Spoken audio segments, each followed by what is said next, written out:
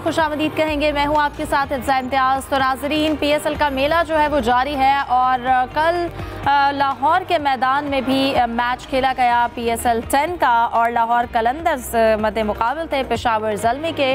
और जैसे ही पीएसएल 10 का मेला लाहौर में आया, लाहौर कलंदर्स को कुछ हो गया। कल हमने लाहौर कलंदर्स को बड़ी मुश्किल में देखा, वो उस मैच के हवाले से भी डिस्कस करेंगे। इसके साथ साथ आज कोयटा ग्लैडिएटर्स जो हैं वो मद्दे मुकाबिल होंगे कराची किंग्स के, इसके हवाले से भी डिस्कस करेंगे। इसके साथ साथ दीगर खबरों को भी शामिल करेंगे। जो पीएसएल का मेला तो लाहौर में जारी है, लेकिन इसके अलावा लाहौर में और बल्कि पूरे पाकिस्तान में जो एक टेंस सिचुएशन चल रही है भारत को लेकर, और उसके साथ साथ फिर ये एक पॉलिटिकल मसाइल जो कि क्रिकेट में आ गए और फिर बीसीसीआई की जानिब से एक स्टेटमेंट सामने आई। इन तमाम मौज़ूआत को डिस्कस करने के लिए मेरे साथ स्टूडियो में मौजूद हैं जाहिद मकसूद साहब, यूसुफ अंजुम और इसके साथ साथ सलीम खालिक साहब भी हमें ज्वाइन करेंगे। अपने पैनल को वेलकम कहूँगी, उम्मीद करती हूँ आप लोग खैरियत से होंगे। मैं आपकी जानिब आऊँगी जाहिद साहब। कल का जो मैच था लाहौर कलंदर्स जिस तरह से खेली, और नो डाउट क्राउड बहुत अच्छा था, बहुत एनर्जेटिक था। अब तक के जो मैचेस खेले गए हैं पीएसएल में वो एक चार्ज क्राउड था, बाबर के नारे भी हमने सुने, लेकिन लाहौर की परफॉर्मेंस को कुछ हो गया। देखिए अब्जा, आपने दुरुस्त कहा, क्योंकि आप पीएसएल सीज़न 10 जो है इसमें उतने क्राउड आया ही नहीं है, क्योंकि रावलपिंडी में क्राउड आया था, फिर मुल्तान में, कराची में तो बिल्कुल ही क्राउड नहीं आया। लेकिन इस खुशकुन इस हवाले से कि कल कज़ाफ़ी स्टेडियम में, क्योंकि लाहौर में पहला मैच था और मैच भी था ज़ाहिर बाबर आजम का होम, अपना शहर भी है और लाहौर कलंदर का होम ग्राउंड है, तो स्टेडियम तकरीबन जो है 34,000 की कैपेसिटी है और 30,000 के करीब तमाशाई मौजूद थे। और जहाँ तक मैच का ताल्लुक है, टॉस जीता था बाबर ने और बॉलिंग का फैसला किया, तो लगता ऐसा था कि पिच इतनी ख़तरनाक नहीं थी जितनी जल्दी उन्होंने विकेटें गंवाई हैं। और उसमें कहना चाहिए कि रुक कर खेलने की बजाय जल्दबाजी में अपनी विकेटें गंवाते चले गए कलंदर्स के। और फिर अगर सिकंदर रज़ा की इनिंग्स निकाल दी जाए, बहुत ही कम स्कोर था, पावर प्ले में एक मौके पे 5 विकेटें गिर चुकी थी, लेकिन सिकंदर रज़ा की अच्छी इनिंग्स या टेल एंडर्स की जो 129 तक पहुंच गए। फिर जाहिर है कि अच्छी बैटिंग की जवाब में पेशावर ज़ल्मी ने, बाबर जिन पर बड़ी तवक्को की जाती थी और ज़ाहिर है मुसलसल खिलाफ जा रहे थे, स्कोर नहीं कर रहे थे, और आपने देखा होगा कि 2 या 3 जो अच्छी इनिंग्स उन्होंने खेली हैं, इसमें भी ऐसा लगता है जैसे उनको शुरू में ही मुश्किल पेश आई है। चांस भी मिला है, चांस इस सेंस में कि रिव्यू पर या अंपायर ने आउट दे दिया, रिव्यू पर बच गए, और लेकिन बाद में वो अच्छा खेले है। लेकिन बाबर के लिए बहुत अच्छा था, और क्योंकि हर जगह पे अगर आप जाएं तो बाबर के लिए नारे तो वैसे भी लगते हैं, लोग चाहते भी हैं कि वो बड़ा स्कोर करे, और ये क्योंकि उनका अपना सिटी था और काफ़ी तादाद में लोगों ने बाबर के नारे लगाते रहे। एक अच्छा मैच कल देखने को मिला, लेकिन जल्दबाजी में विकेटें गंवाई हैं लाहौर कलंदर्स ने। लाहौर के बहुत से लोग हमें भी मिले, क्योंकि हमने वहाँ पर मैच देखा, जो फैमिलीज़ आई हुई थी उनका कहना था कि हमारी दिली ख्वाहिश है लाहौर कलंदर्स जीते, लेकिन हमारी दुआ है कि बाबर स्कोर भी करे। तो एक अच्छा मैच था, और मेरा ख्याल है इसलिए भी अच्छा हो गया क्योंकि पॉइंट्स टेबल पर अब पोजीशन जो है निस्बतन ज़रा दिलचस्पी बढ़ जाएगी कि ज़ल्मी जीत गई है। और ज़ल्मी का जी शायकीन जब जा रहे थे हम वहाँ पहुँचे कारदार वाला, आप भी गए हुए थे मैच देखने, क्या सूरत हाल रही? जी हाँ, दोनों गए हुए थे, दोनों गए थे। फिर दूसरी बात ये करना चाहता हूँ कि नाहिद राना जो हैं बांग्लादेश के फास्ट बॉलर, जिन्होंने टेस्ट मैच में मुश्किल पेश आई थी, बाबर को आउट भी किया था, वो उनको रिलीज़ कर दिया बांग्लादेश क्रिकेट बोर्ड ने। यकीनी तौर पर उसका ज़ल्मी की टीम को फ़ायदा पहुँचेगा। वाली बात यूसुफ आप बता दें, सब बताएंगे। वो जब हम स्टेडियम में एंटर हुए हैं फीफा फुटबॉल हाउस, क्योंकि जिस किस्म का यहाँ पे कज़ाफ़ी स्टेडियम है, एक एंड पे फिरोजपुर रोड है, दूसरे पे लिबर्टी है, दरमियान में निश्तर पार्क का इलाका है, तो एंट्री के लिए फीफा फुटबॉल हाउस की तरफ उन्होंने गेट बनाया हुआ है। वहाँ से 6 या 7 ऐसे शायकीन भी आए हुए थे, लगता था कि वो फर्स्ट टाइम एंटर हुए हैं कज़ाफ़ी स्टेडियम में। तो उनको बार बार जब हम समझाते थे कि कौन से इनक्लोजर में जाना है, तो उन्होंने कहा जी कि ये देखें हमारे इनक्लोजर का गेट नंबर 3 है। उनको बताया कि अब्दुल हफीज़ कारदार हैं, वो इतने सादा और मासूम थे, तो बार बार कहते थे कि हफीज़ किरदार, तो उनको बताते थे कि पाकिस्तान टीम के पहले कैप्टन है। लेकिन खुशी इस बात की हुई वो कज़ाफ़ी स्टेडियम देखने के लिए या मैच देखने के लिए भारी तादाद में लोग आए हैं, और बहुत से लोग ऐसे थे जो फर्स्ट टाइम आए। बिल्कुल, और ये अच्छा है, इमेज पे जाएगा। इसके साथ साथ पाकिस्तान में जो क्रिकेट के मैदान हैं वो भी दोबारा से आबाद होने चाहिए, इस तरह से बाहर से लोग आएँ मैच देखने के लिए, और अच्छे मैचेस भी इसके लिए होना ज़रूरी है। सलीम साहब, आप क्या कहेंगे, क्योंकि कल का मैच इसलिए भी इंटरेस्टिंग था, एक जानिब लाहौर कलंदर्स, फिर उसके अलावा जो कैप्टनसी के मामलात थे, फिर अपोजिट टीम में पेशावर ज़ल्मी में बाबर परफॉर्म कर रहे थे, तो इसलिए भी जो क्राउड में एक एनर्जी थी वो बहुत डिफरेंट थी। देखिए, मैं पहले से यही बात कहता हूँ कि लाहौर में कोई भी मैच हो, लाहौरी जो है वो स्पोर्ट्स के शौकीन है, चाहे वो कबड्डी हो, हॉकी हो, फुटबॉल हो, कुछ भी हो, लाहौरी आ जाते हैं। तो एक्सपेक्टेड था और यही हुआ कि कल सबसे अच्छा मेरे ख्याल में पूरी इस PSL में सबसे ज्यादा क्राउड कल ही आया मैच में और एक अच्छा माहौल था। एक और प्लस पॉइंट लाहौर में जो मैच होता है उसका होता है क्रिकेट का कि जो लाहौर कलंदर के फ्रेंचाइज है वो लोग काफी ज्यादा एक्टिव रहते हैं। तो कल भी जो टीवी पे बार बार दिखा रहे थे, जो मैंने अब देखा कि एक इंक्लोजर पूरा ऐसा था जिसमें सारे बच्चे लग रहे थे कि लाहौर की किट पहने हुए थे, शर्ट उनकी, और लाहौर के ओनर भी वहाँ बैठे थे। शायद उन्होंने पूरा इंक्लोजर इस तरह से लिया हुआ था, सबको शर्ट्स वगैरह भी तकसीम की थी। बाकी क्राउड मिक्स था। जो हमारे पठान भाई थे वो ज़ल्मी को सपोर्ट कर रहे थे, और चूंकि स्टेडियम में जाके देखने में और टीवी में जाके देखने में बड़ा फर्क है। ये टीवी पे नजर आई चीज मुझे जैसे कोई चीज हो रही होती थी, ऐसे जैसे ज़ल्मी वाले के टीम ने कोई अच्छा कुछ किया तो क्राउड में से कोई उठता था और जो पीछे शायद बैठे होते थे उनके सामने जाके ये हाथ हिलाता था, मतलब वो करता था कि देखो मेरी टीम इस तरह परफॉर्म करी। मतलब मिक्स था, ऐसा नहीं था कि सारा क्राउड उनके साथ था। तो एक क्राउड के लिहाज से बड़ा अच्छा था, लेकिन टीम की परफॉर्मेंस देखें तो उसने बड़ा मायूस किया। और जाहिर है जब 77 पे शायद 7 विकेटें गिर चुकी थी या 6, तो उसके बाद कुछ बचा नहीं था मैच में। और ज्यादातर प्लेयर अपने गलत शॉट्स खेलकर आउट हुए। फखर को देखें, फास्ट बॉलर को पूरी विकेट छोड़ के उन्होंने मार रहे थे, किस तरह आउट। इवन अब्दुल्ला शफीक जैसा प्लेयर जो देख के खेलता है वो, और जो बाहर के फॉरेन प्लेयर है वो भी परफॉर्म नहीं कर पाए, सिवाय सिकंदर रजा जिन्होंने सेकंड मुसलसल 50 बनाई है और उनकी वजह से 100+ स्कोर हुआ। रही बात बाबर की, तो बाबर को एडवांटेज था ये कि स्कोर बहुत कम था, 130 रन का ताक़ुब करना था, यानी 6.5 रन रेट था, कोई प्रेशर नहीं था। बाबर अपने मखसूस स्टाइल में भी अगर थोड़ा और स्लो भी खेल लेते तो भी सुकून से उनकी टीम जीत जाती। अगर ज्यादा रन हो स्कोर बोर्ड पे लगे हुए 200, 210, 180, 190, तो बाबर प्रेशर में आते हैं कि शुरू से ही उनको मारधाड़ करनी है, उस चक्कर में अगर उनकी फॉर्म मुतासर होती है। तो कल आइडियल सिचुएशन थी बाबर के लिए भी, इसलिए बड़े सुकून से वो खेले और उन्हें 50 भी मुकम्मल की। एक बार LBW अंपायर को दे दिया था, लेकिन फिर वो जब रिव्यू में पता चला कि वो गेंद तो विकेट से बाहर जा रही थी। इसी तरह हुसैन तलत ने भी अच्छी एक इनिंग खेली, कम स्कोर था इसलिए बड़ा ही अच्छे अंदाज में ज़ल्मी ने पूरा कर दिया। और ज़ल्मी की फतह जरूरी भी थी क्योंकि इवेंट में भी काफी मैचेस बाकी हैं और इवेंट का लाइव रखने के लिए जरूरी है कि सारी टीमें फतवात हासिल करें पूरे। बिल्कुल। और इसके साथ साथ जैसे कि हम क्राउड के हवाले से आप जो भी डिस्कस कर रहे हैं कि जहां पे फ्रेंचाइज मालिकान टीम को ओन करते हैं, लेकिन उसके साथ साथ शहरियों ने भी अपनी टीम को ओन किया है। और ना सिर्फ वो कल लाहौर के लिए बल्कि क्राउड था स्टेडियम में, वो पेशावर ज़ल्मी के हवाले से भी लोग वहां पर मौजूद थे, बाबर को परफॉर्म करते हुए देखना चाह रहे थे और फिर बाबर ने कल परफॉर्म भी किया। यूसुफ, कल मैच देख कर आए, ज़रा आंखों देखा हाल वाक़यात आप डिस्कस कर रहे थे, बताइएगा। देखिए लाहौर की टीम लाहौर में खेल रही और जिस तरह की परफॉर्मेंस थी वो तो बिल्कुल मायूस कौन थी, और ख़ासतौर पर लग रहा था कि जैसे लाहौर कलंदर की टीम ओवर कॉन्फिडेंस हो चुकी है। यूसुफ आसफ अली से ओपनिंग भी तो करा दी कप्तान, और मोहम्मद नईम की जगह तब्दीली उन्होंने की, आसफ अली को ओपनर खिला दिया, ऐसा कहीं भी नहीं होता। ना उनको लग रहा था मुल्तान ने चेंजेस की रास आ गई, उन्होंने डिफरेंट किस्म की चेंजेस कर दी। चेंजेस अक्ल से करनी चाहिए ना, अगर आप मिडल ऑर्डर जहाँ पर खेलता है वो आसफ अली हमेशा उसने वहाँ पर क्रिकेट खेली है, तो आपने उसको अचानक एकदम से डेब्यू भी करवाया PSL में सीज़न 10 में और पहले मैच में खिला दिया, और उनको बिल्कुल बात समझ ही नहीं आई क्योंकि वो नॉर्मली पीछे खेलते हैं जब उस वक्त आते हैं जब बॉल थोड़ा पुराना हो जाता है, आखिरी ओवर्स होते हैं, उनको सिर्फ चांस होता है कि आपने बात दाढ़ी करनी है।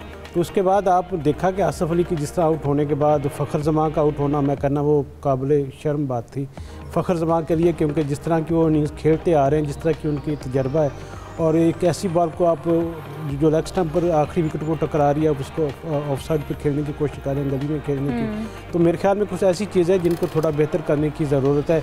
और जहाँ तक जब लो स्कोरिंग स्कोर आपका होता है, कम स्कोर आपका दिफा करते हैं, तो आप हमेशा आप जो टॉप 4 बॉलर्स होते हैं वो आप अच्छे अपनी प्लानिंग के तहत वहाँ मैदान में उतारते हैं। हमने देखा कि वहाँ पर आपने डैरल मिचेल को खिला दिया, उनसे बॉलिंग करवा ली, तो उससे पेशावर ज़ल्मी की जो इब्तिदा में उनकी 3 विकेटें गिरी थी, थोड़ा उनके प्रेशर पड़ा था। 2 विकेटें गिरने के बाद वो अपने सारा ज़ाहिर कर दिया। लगता है कि बगैर किसी होमवर्क के लाहौर की टीम खेली, सिर्फ इस बना के कि हम लाहौर में खेल रहे हैं, क्राउड में सपोर्ट करने आए तो हम ही जीतेंगे, ऐसा कभी नहीं होता।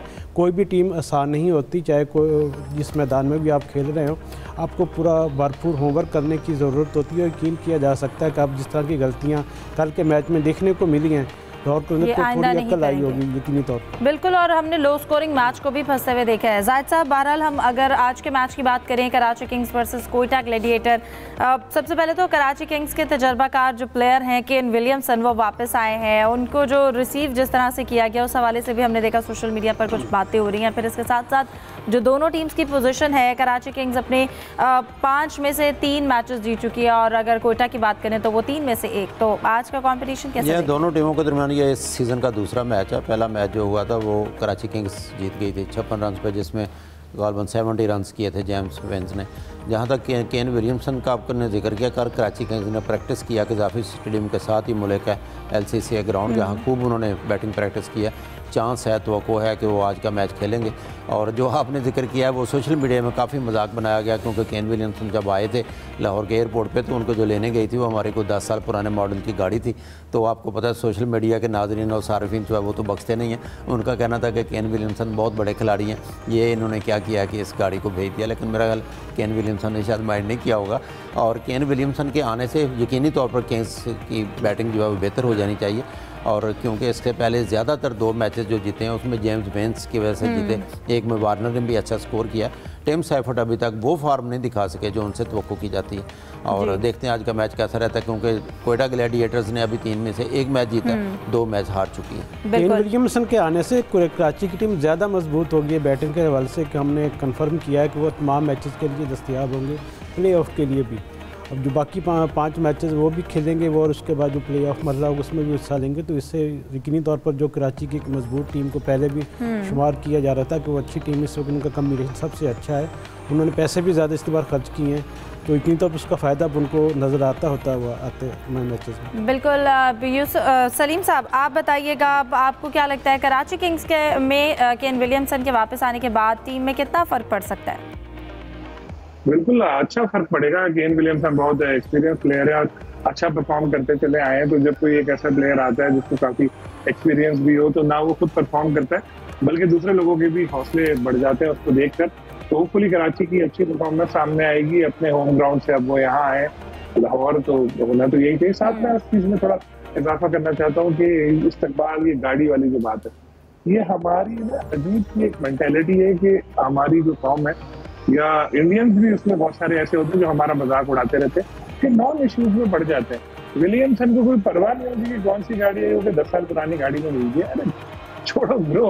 अब मैं आपको एक मिसाल दूं, मैं न्यूजीलैंड गया था कुछ साल पहले, तो डोमेस्टिक एक ट्रैवल मैं कर रहा था।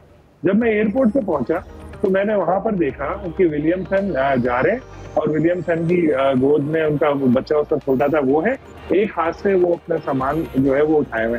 बाकी न्यूजीलैंड के खिलाड़ी हैं, किसी ने यहाँ बैग लटकाया हुआ था, किसी ने कहा, वो सब अपना सामान अपने हाथ से खुद लेकर जा रहे। जहाज में एक प्लेयर मेरे बराबर में भी बैठा था, सारे प्लेयर मिक्स। जब जहाज वापस लैंड किया वहां पे तो इसी तरह हुआ, सबने अपना अपना सामान उठाया और उसके बाद इसी तरह एक बस आई नॉर्मल सी, उसमें बैठे और चले गए। तो ये गोरे इतना सोचते नहीं है कि पाकिस्तान, इंडिया, श्रीलंका, बांग्लादेश में होता है कि भाई इनके लिए गाड़ी अच्छी आनी चाहिए, इनके लिए ऐसा होना चाहिए, उनके लिए वैसा होना चाहिए। मैं बता रहा हूँ, आप देख लें यहाँ के मुल्कों में इस तरह की चीजें नहीं होती। लेकिन चूंकि अब ये सोशल मीडिया का दौर है ना, और इंडियंस हर चीज में लगे। सोशल मीडिया को तो कोई नहीं रोक सकता, आपको पता है, पर सोशल मीडिया वालों को मौका चाहिए, वो किसी भी चीज को जो है वो शामिल होंगे। इंडियन भी इसमें कि यार चलो इस चीज को पकड़ लें कि यार चलो पाकिस्तान को यहाँ पे नीचे दिखाएं। लेकिन मेरा ख्याल है ये कोई ऐसा इशू था नहीं। चले ठीक है।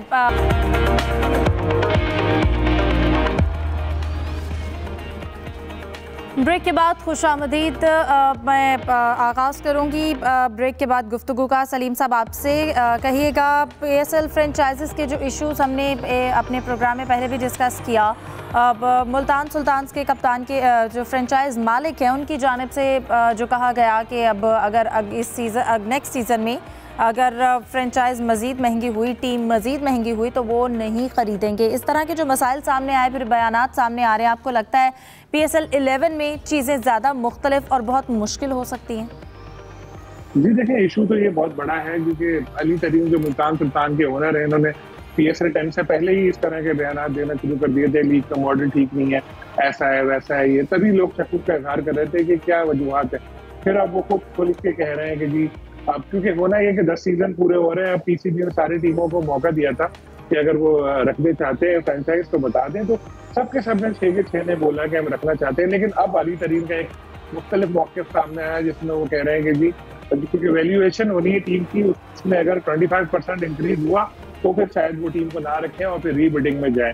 इसका मतलब ये है कि शायद इसमें भी एक टीम को, पाकिस्तान को, ये पीसीबी को चेंज करना पड़ेगा, पाकिस्तान क्रिकेट बोर्ड को, अगर अली हट गए पीछे। क्योंकि इससे पहले जो ग्रुप था वो भी यही नुकसानात का कहकर छोड़ गया था पीएफएल को, क्योंकि नुकसान तो इनको हो रहे हैं। इनकी सालाना फीस 1 अरब 8 करोड़ रुपए है, जो वैल्यूएशन के बाद 1.5 अरब तक हो सकती है। और इनको पता भी था, सब कुछ जानते हुए उन्होंने टीम खरीदी। फिर अचानक ये इस तरह के बयान क्यों दे रहे हैं, ये चीज समझ से बाहर है। दूसरी तरफ पीसीबी यूं फंसा हुआ है कि उसने अगर एक टीम की फीस कम की तो दूसरी भी सारी टीमें कहेंगी कि कम करो, और जो रूल है वो भी इजाजत नहीं देते किसी एक टीम की फीस कम की जाए। कुछ लोग ये भी कह रहे हैं कि अली तरीन को पीसीबी ने कुछ कहा नहीं, कोई इनको नोटिस नहीं दिया, कुछ नहीं दिया। तो हो सकता है पीसीबी खुद भी ये चाह रहा हो कि क्योंकि अगली जो 2 टीमें आनी है, पीसीबी के ऊपर प्रेशर है कि 2-2 अरब रुपए की वो बेचे, और उसको मार्केट लग नहीं रही इतनी। तो अगर ये फ्रेंचाइज वैल्यूएशन के बाद इतनी प्राइस रखे, सुल्तान की भी 1 अरब 9 करोड़, तो अगली टीम जो भी बेचनी होगी वो 1.25 अरब तक की बेचनी पड़ेगी, जो शायद बिक जाए। लेकिन पीसीबी दराए कहते हैं ऐसा नहीं है, हम क्यों अपनी लीग को खुद डीवैल्यू करना चाहेंगे। पीसीबी तो यही चाहता है कि ज्यादा से ज्यादा हमें रकम मिले। लेकिन साथ एक और चीज भी हमने देखी कि अमेरिका के कुछ 1-2 लोग हैं जिन्होंने कल एक स्टेटमेंट दिया कि ठीक है, अगर मुल्तान सुल्तान के अली तरीन छोड़ना चाहते हैं तो छोड़ दें, हम उसी कीमत पे खरीदने में इंटरेस्ट शो किया। तो ये एक चल रहा है मामला। लेकिन इस वक्त लग ऐसा रहा है कि मुल्तान सुल्तान की इंतजामिया पीसीबी को दबाव में लेना चाह रही है ताकि दबाव डालकर अपनी फीस वगैरह कम कराया जाए। लेकिन मैं फिर ये कह दूं कि रूल्स इसकी कोई इजाजत नहीं देते कि किसी एक टीम की फीस कम कर दी जाए, और इन्होंने सोच समझ के टीम ली थी, तो इनको भी ये सोचना चाहिए कि अब एकदम से क्यों इस तरह के स्टेटमेंट से। बिल्कुल, और ये भी कुछ हद तक पहले से अंदाज़ा था कि जब 10 साल मुकम्मल होंगे तो इसके बाद बहुत सी चेंजेस आएंगी, और यकीनन जो टीम है वो महंगी होगी या उसका जो प्राइस है वो बढ़ेगी। लेकिन बहरहाल जहाँ पर ये इश्यूज चल रहे हैं, इसके साथ साथ आजकल की, यूसुफ आपकी जानिब आऊँगी, आज एक जो मज़ीद एक टेंस सिचुएशन चल रही है, जैसे पाक भारत इश्यूज चल रहे हैं। लेकिन हमेशा से कहा जाता है कि हमेशा खेल को सियासत से दूर रखना चाहिए, लेकिन उसके बावजूद भी जो एक इस वक्त पॉलिटिकल सिचुएशन चल रही है उसमें बीसीसीआई भी कूद पड़ा। और पहले भी हमने देखा बायलैटरल सीरीज़ नहीं होती थी, लेकिन फिर भी इस हवाले से उनका एक बयान सामने आना, और फिर उसके साथ साथ नीरज चोपड़ा जो उनको अब वजाहतें देनी पड़ी हैं, जिन्होंने अपने इवेंट के लिए अरशद नदीम को दावत दी थी और अब वो वजाहतें देते फिर रहे हैं। ये खेल को, आपको लगता है कि हमेशा से खेल को दूर रखना चाहिए इस तरह की सियासत से? बिल्कुल हिफ्जा, ये जो इंडियन क्रिकेट बोर्ड है और ख़ासतौर पर उनके जो नायब सदर राजीव शुक्ल हैं, हमेशा जब भी पाकिस्तान मुखालिफ बातें होती हैं तो वो बढ़ चढ़ कर पेश होते हैं उसमें।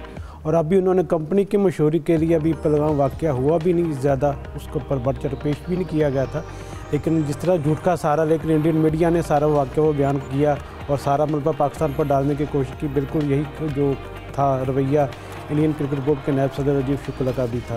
भाई 2013 से तो पाकिस्तान इंडिया के दौरान बायलैटरल सीरीज़ हो ही नहीं रही है, तो फिर आप ये कैसे कह सकते हैं कि हम इंडियन उससे नहीं खेलेंगे।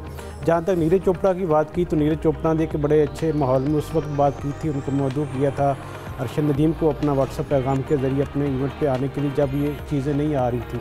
अब जिस तरह झूठ का एक पुलंदा बनाया गया इंडियन मीडिया की जानिब से, मेरे ख्याल में बेशर्मी और झूठ का कोई अगर कोई अवार्ड होना चाहिए दुनिया में तो इंडियन मीडिया को मिलना चाहिए।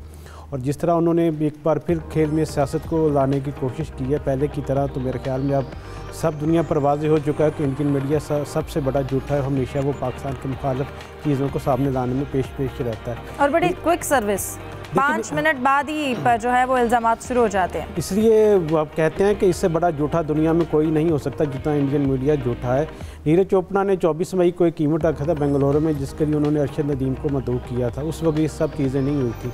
2 दिन बाद ये वाक़यात सामने आए, तो उसके बाद फिर अब नीरज चोपड़ा को वहाँ पर लोगों की जानिब से तनकीद का निशाना बनाया जा रहा है कि उन्होंने पाकिस्तान के एक बंदे को क्यों मदऊ किया। भाई ऐसा बिल्कुल नहीं है, अपना झूठ की दुकान को आप बंद करें और जो चीज़ें हकीकत दुनिया में उसको सामने लाएं।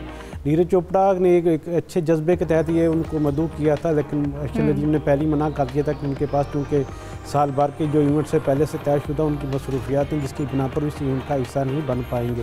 क्योंकि अरशद नदीम ने 22 मई को कोरिया जाना है, 24 मई को ये नीरज चोपड़ा का वहाँ पर इवेंट था, तो ये तो मुमकिन नहीं था कि अरशद वहाँ पर जाते। लेकिन जिस तरह इंडियन मीडिया ने इस सारे मामले को खींचा है और चीज़ों को आपस में गड़बड़ किया है, तो मेरे ख्याल में उनको शर्मानी चाहिए। बिल्कुल जाहिद साहब, हम बीसीसीआई की ही बात कर रहे हैं, लेकिन इसके साथ साथ आईसीसी में भी हम देख रहे हैं कि इंडिया का बड़ा कंट्रोल है। जय शाह की अगर बात की जाए तो आपको लगता है कि वो मज़ीद मसाइल जो हैं वो पाकिस्तान के लिए पैदा नहीं करेंगे? फिर चाहे वो किसी भी तरह के, चाहे ब्रॉडकास्टर से रिलेटेड वो इश्यूज़ हो सकते हैं, बायलैटरल वैसे 2013 के बाद नहीं हो रही थी सीरीज़, लेकिन फिर से उन्होंने इस चीज़ को रिपीट किया कि सीरीज़ नहीं होनी चाहिए। हिफ्सा देखिए, आईसीसी को पहले भी हम बहुत दफ़ा जिक्र कर चुके हैं कि इंडियन क्रिकेट काउंसिल ही कहा जाता है, क्योंकि जय शाह पहले एशियन क्रिकेट काउंसिल के सरबराह थे, फिर आईसीसी के बन गए। उसके बाद जो चैंपियंस ट्रॉफी हुई है वो सबके सामने है कि आखिरी दिन तक ये मालूम नहीं था कि होगी नहीं होगी, और होगी तो कहाँ होगी। फिर भारत ने वही हट धर्मी का मुजाहरा किया जो मखसूस किया जाता है कि हम पाकिस्तान नहीं जाएंगे, पाकिस्तान में नहीं खेलेंगे। कैप्टन्स की प्रेस कॉन्फ्रेंस थी, इसमें भी आने से इनकार किया, और यहाँ तक कि मैं समझता हूँ कि जो इंडियन ब्रॉडकास्टर थे उन्होंने गलतियाँ की और शायद जानबूझकर की कि इंडियन तराना बजा दिया गया और कहीं का फ्लैग का इशू बना दिया गया।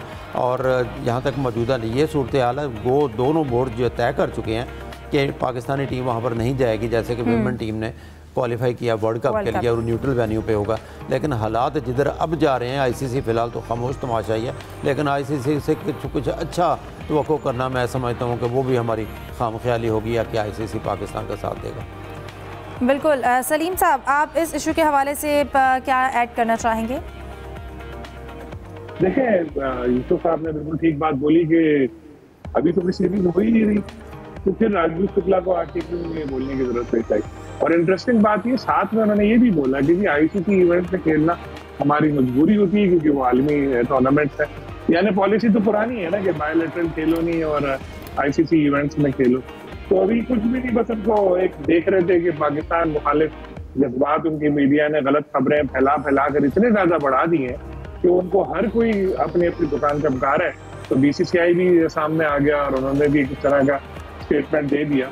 तो अभी देखें, एशिया कप होना है इंडिया की मेजबानी में, शायद वो वैसे ही यूएई में होना है, लेकिन देखना ये होगा कि उसमें क्या इंडिया करता है।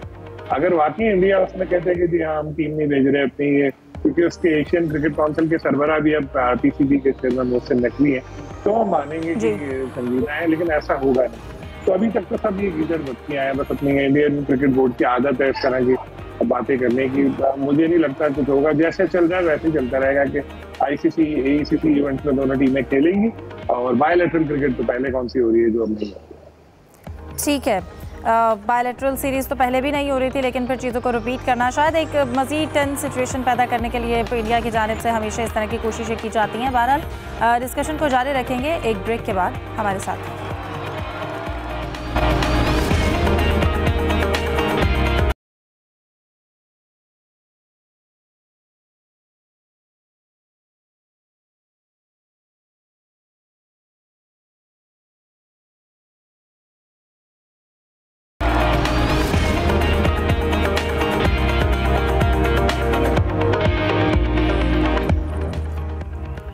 Welcome back. ब्रेक के बाद आपको बताएं कि कोयटा ग्लैडिएटर्स के मेंटोर और वेस्ट इंडीज के साबिक कप्तान sir Vivian Richards, master blaster भी कहा जाता है, जिन्होंने पाकिस्तान के एक प्रोग्राम क्रिकेट कॉर्नर के लिए सलीम खालिक को इंटरव्यू दिया है। आइए आपके लिए पेश करते हैं। अस्सलाम वालेकुम, मैं हूं सलीम खालिक और आप देख रहे हैं क्रिकेट कॉर्नर। पीएसएल के दिलचस्प मैचेस इन दिनों मुल्क भर में जारी हैं और जहां दुनिया भर से कई मारूफ मौजूदा क्रिकेटर्स यहां आए हैं, वहीं साबिक अजीम कुछ खिलाड़ी भी पाकिस्तानी सरजमीन में मौजूद हैं। इन्होंने अपने खेल से पहले लुत्फानंदोज़ किया था पाकिस्तानी शायकीन को। अब वो बतौर खिलाड़ी तो नहीं, लेकिन मेंटोर या कोच की हैसियत से ग्राउंड के बाहर मौजूद होते हैं और खिलाड़ियों की हौसला अफजाई करते हैं। इन्हीं में से एक नाम है विवियन रिचर्ड्स का। कौन ऐसा क्रिकेट शायक है जो इन्हें नहीं जानता? अगर आप मौजूदा दौर के अजीम क्रिकेटर से बात करें, चाहे वो विराट कोहली हो, बाबर आजम हो या कोई और हो, उनसे पूछें कौन सा खिलाड़ी सबसे ज़्यादा पसंदीदा है, तो विवियन रिचर्ड्स का नाम ज़रूर सामने आता है। गो के बहुत से मौजूदा क्रिकेटरों ने एक्शन में नहीं देखा होगा, लेकिन उनकी वीडियोज़ मौजूद हैं और जिस तरह की उनकी परफॉर्मेंस रहती थी इंटरनेशनल क्रिकेट में, वो अब भी लोग याद करते हैं और बातें उन पर होती हैं।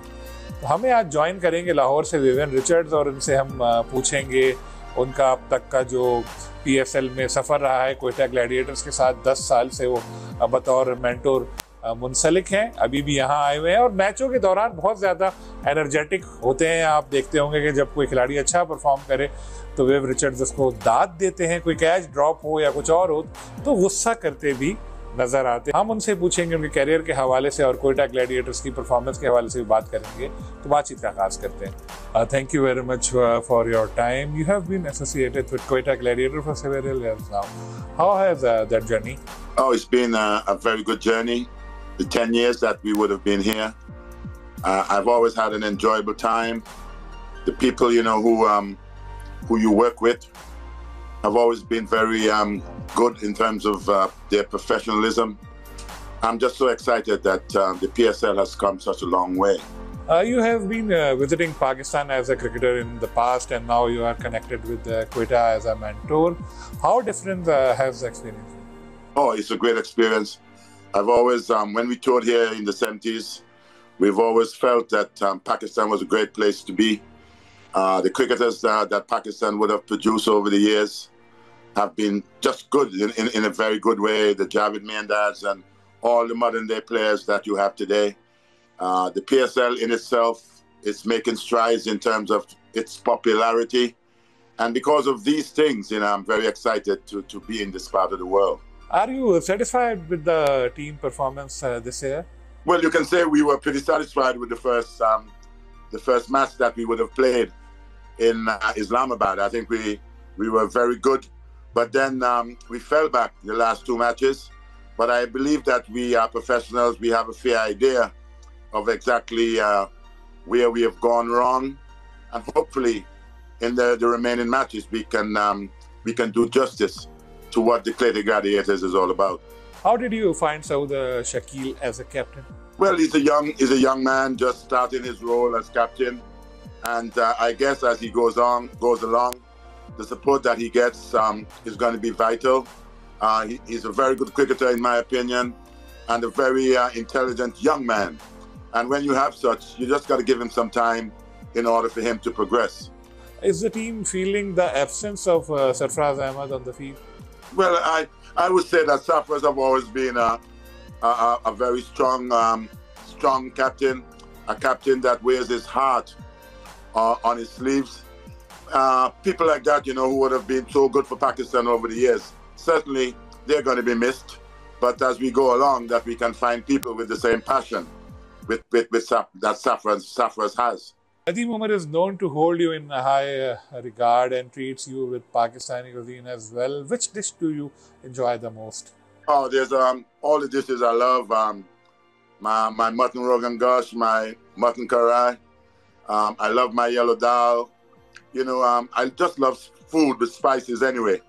And Pakistan, I guess, and most of the Asian countries are filled with that. You were famously called King Richards for your batting, and rightly so. Now Virat Kohli in India and Babar Azam in Pakistan are called King. What do you say about it? No, I don't know about King. The King, I guess, is the one who I guess is the ruler over everyone. But I guess when you see people like Virat Kohli, Babar Azam, they have done great justice, in my opinion, to the game of cricket.